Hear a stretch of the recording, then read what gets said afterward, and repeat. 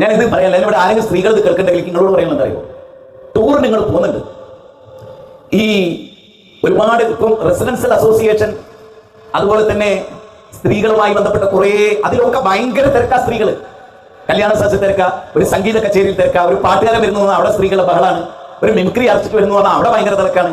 എന്നാ അതേ തിരക്ക് ഈ ഇബ്നു അറബി 1000 പട്ടണങ്ങളിൽ സന്ദർശിച്ച മനുഷ്യനാണ് അദ്ദേഹം. അദ്ദേഹം പറയുന്നത്, ഞാൻ ഇബ്രാഹിം നബിയെ തീക്കുണ്ടാരത്തിലിട്ട നാബൽസ് എന്ന് പറയുന്ന സ്ഥലത്ത് പോയി. നാബൽസ് എന്ന് പറയുന്ന സ്ഥലം വെള്ളിയാഴ്ച സ്ത്രീകൾ ഇങ്ങോട്ട് നിറയും. ടൗണിൽ കുറച്ച് സമയം ഇങ്ങനെ സ്ത്രീകളെ ബഹളാണ് അവിടെ. എന്തിനും പള്ളിയിലേക്ക് പോവുകയാണ് സ്ത്രീകൾ, പരസ്പരം നടക്കാൻ കഴിയാതെ പരസ്പരം കാല്, അത്രയും സ്ത്രീകൾ. എന്നിട്ട് ഇബ്നു അറബി പറയുകയാണ്, അടുത്ത വെള്ളിയാഴ്ച അല്ലാതെ പിന്നെ ഞാൻ അവിടെ കണ്ടിട്ടില്ല ടൗണിൽ. നമ്മളോ വെള്ളിയാഴ്ച വരെ ടൗണിൽ, വെള്ളിയാഴ്ച പുരയില് ടി വിന്റെ മുമ്പിൽ, പള്ളി പോകില്ല. അത് ചിന്ത എന്നില്ല സ്ത്രീകൾക്ക്.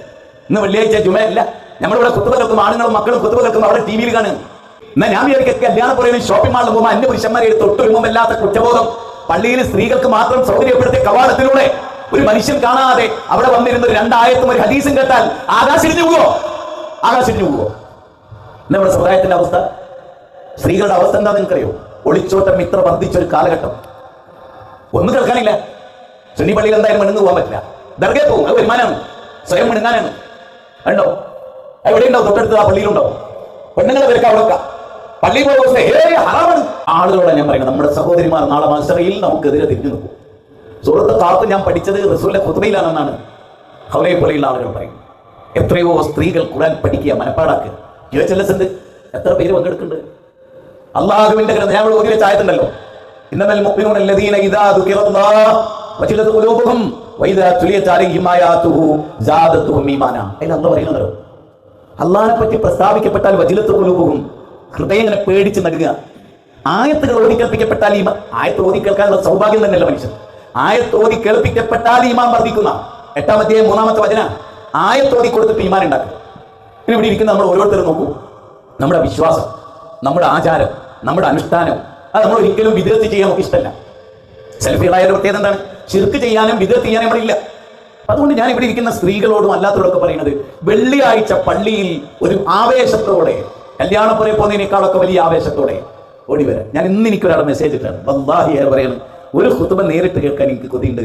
നാളെ നിങ്ങൾ ഏത് പള്ളിയിലാണ് ഖുതുബ? എടത്തനാട്ടുകാരുള്ള ഒരാളാണ്, അയാൾ ഗൾഫിലായിരുന്നു ഒരുപാട് കാലം. അപ്പൊ ഞാൻ പറഞ്ഞ എടത്തനാട്ടുകാർ വരുന്നുണ്ട്, മഞ്ചേരിയാണ് ഖുതുബ. ഞാൻ പറയുന്നത്, ജനങ്ങൾ ശ്രദ്ധിച്ച് കേട്ട് പഠിച്ച്, എത്രയോ ആളുകൾ പുതുതായി നന്നായ പഴയ ആളുകളൊക്കെ കേടുവരികയാണ് ചെയ്യുന്നത്. എന്നിട്ട് ഇവിടെ ഇരിക്കുന്ന ഓരോ പുരുഷനോടും ഞാൻ പറയാം, നിങ്ങളെ വീട്ടിലെ സ്ത്രീകൾ നിങ്ങൾ കല്യാണത്തിന് കൊണ്ടുപോകാൻ വേറെ നമുക്ക് 2 മണി നമ്മളെ കറങ്ങണം, അല്ലെ 10 മണിയാൻ പറയണോ? അതുപോലെ നിങ്ങൾ പറയണം, ഇന്ന് സുബൈ സ്കെച്ച് വന്നു, ഇന്ന് വെള്ളിയാഴ്ചയാണ്, എല്ലാം ഒരുക്കി വെച്ചോളി, നേരത്തെ പള്ളി പോകണം, ഇന്ന് നമ്മുടെ പെരുന്നാളാണ് എന്ന് പറയുന്നത്. അപ്പൊ നന്നാവും, ഉറപ്പായിട്ടും. ശരിക്കുള്ള ഖുതുബ ആയത്ത് ഹദീസ് ഉദ്ധരിച്ചിട്ടാണോ? ചെറിയതൊന്നല്ല. പഠിച്ചോളെ, ഞാൻ ദുബായിൽ പോയ സമയത്ത് എൻ്റെ അനുജൻ്റെ പള്ളിയിലെ 12 മിനിറ്റ് 13 മിനിറ്റാണ് ഖുതുബ. അത്രേ പാടുള്ളൂ അവിടെ, നിയമം അങ്ങനെയാണ്. 12 മിനിറ്റ് അപ്പുറത്തേക്ക് പോയത്. അതിനൊക്കെ വരുന്ന ആൾ എന്താ ഇതിങ്ങനെ കേൾക്കുന്നു? ഖുർആൻ ആയത്ത് കേൾക്കുന്നു, അതിൻ്റെ ഒരു തഫ്സീർ കേൾക്കുന്നു, ഒരു ഹദീസ് കേൾക്കുന്നു, അതിൻ്റെ വിവരണം കേൾക്കുന്നു. എന്തോ സ്വന്തമായി ഒന്നുമില്ല, ആളുകൾക്ക് എന്തോ ഒരു ഉഷാറാണ്. മാഷാ അല്ലാഹ്, നമ്മുടെ മിമ്പറുകളിലൊക്കെയുള്ള ഹിക്കമ്മിമാരൊക്കെ നോക്ക്, പഠിച്ച് വന്ന് ആയത്തും ഹദീസും പറഞ്ഞ് ജനങ്ങൾക്ക് തൃപ്തിയാൽ അത് ഒരു പുതിയ ആളെ ഒരു വെള്ളിയാഴ്ച കൊണ്ടുവരാൻ പറ്റുമോ? ഒരു പുതിയ ആളെ കൈ പിടിച്ചിട്ട് വാ പള്ളിയിൽ വാ, ഒരു തവണ വന്ന് കിട്ടിയ അന്ന് ഓന് നല്ല തൗഫീഖ് ഉണ്ടെങ്കിൽ അന്നത്തെ ഖുതുബന്റെ മനസ്സ് തട്ടിയ അടുത്ത വെള്ളിയാഴ്ച ഒന്നോണ പറഞ്ഞിട്ടെങ്കിലും വീട്ടിൽ മുജാഹിദ് പള്ളിയിൽ വരും.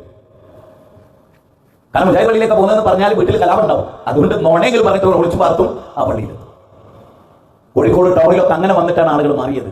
തിരുവനന്തപുരത്തൊക്കെ അങ്ങനെ വന്നിട്ടാ, വൈറ്റിലൊക്കെ അങ്ങനെ വന്നിട്ടാ.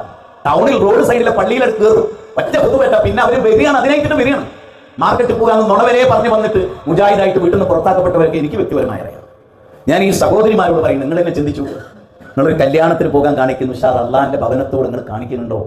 നിങ്ങൾക്ക് തോന്നുന്നു അള്ളാഹു ഈ സൗഭാഗ്യം ഇവിടെ കൊണ്ടുവന്ന് തന്നിട്ട് ഞാൻ ഇരിക്കുക, ഈ ഭൂമി ഒഴിഞ്ഞു കിടക്കുന്നു, നമ്മുടെ പള്ളി വെക്കാന്നുള്ളത് അള്ളാഹുവിന്റെ കുല്ലം യുസീബന ഇല്ലാ മാ കതബല്ലാഹു ലനാ ഹുവ മൗലാന. ഓരോരുത്തരെ ഏൽപ്പിക്കേണ്ട സ്ഥലത്ത് അള്ളാഹ് ഏൽപ്പിച്ചു തന്നു, നമുക്ക് ആ ഉത്തരവാദിത്വം ഉണ്ടായി. അതുകൊണ്ട് നമ്മൾ ആ കാര്യം വളരെ ഗൗരവമായി നോക്കണം.